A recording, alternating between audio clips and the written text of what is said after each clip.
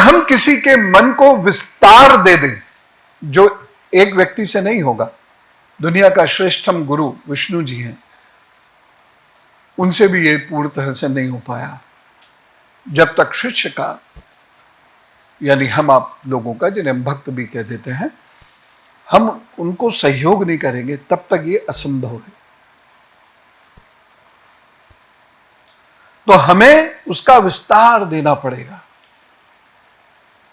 और जैसे जैसे आपका मन क्यों क्यों क्यों खोजता चला जाता है, वैसे वैसे ईश्वरीय वाणी आपकी समझ में आने लगती है। सृष्टि के पहले मैं ही मैं था, और उसके बाद एक ग्रह जन्म लेता है, और वह ग्रह उसी ब्रह्मांड का एक हिस्सा बनता है, और उसके परे बहुत सारे और ब्रह्मांड हैं, जहां पर बहुत संभावनाएं हैं। पृथ्वी जैसे ही ग्रह हो, यहीं के जैसे लोग हों, यहीं का जैसा विस्तार हो, या शायद इससे भी ज्यादा हो।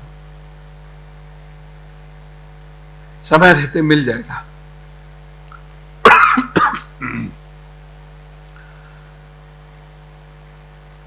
शेष और अशेष दोनों विष्णु जी हैं, वो ब्रह्मा जी को कह रहे हैं।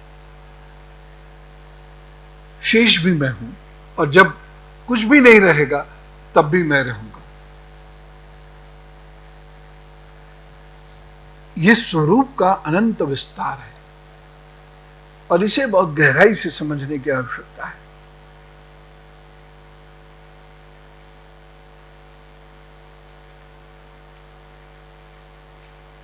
उस तक पहुंचना कब संभव है? जब हम अपना विस्तार भी उसी प्रकार से करना शुरू करें। शून्य में शून्य ही फिट हो सकता है, शून्य में चौकोर फिट नहीं हो सकता, शून्य में त्रिकोण फिट नहीं हो सकता, शून्य में शून्य ही फिट होगा, त्रिकोण में त्रिकोण ही फिट होगा। जब हम अपना विस्तार करने लगे, अब कोई कह सकता है कि नहीं, हम ड्राइंग करते हैं, देखो शून्य में त्रिकोण ले आते हैं, वो ड्राइंग है,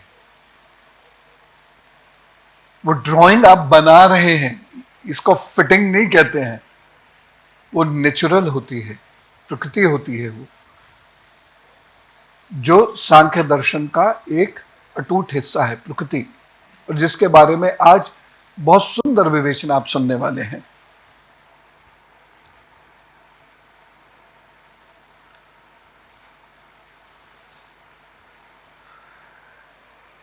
साथ साथ अपनी तुलना राहु से करते हैं कि मैं हूं लेकिन राहु की तरह से हूं, आकाश में राहु की तरह से मेरा विचरण है, यानी मैं होकर भी नहीं हूं लेकिन फिर भी हूं। बहुत सारी चीजें ऐसी होती हैं, ज्यादातर चीजें ऐसी होती हैं जो होती हैं, दिखती नहीं है। मूढ़ मनुष्य जो दिखता नहीं है कहता है नहीं। विद्वान मनुष्य जो दिखता नहीं है उसको महसूस करता है, और एक दिव्य पुरुष जो अदृश्य है उसको भी देख लेता है। ये तीनों में अंतर है। कभी भी ये मत कीजिएगा कि ये है नहीं। ठंडक है ना, इस वक्त मौसम में ठंडक है ना, दिख नहीं रही, इसका मतलब ये नहीं ठंडक है नहीं। और जो दिव्य पुरुष होगा वो उस गर्मी में भी वैसी ठंडक का अनुभव कर लेगा।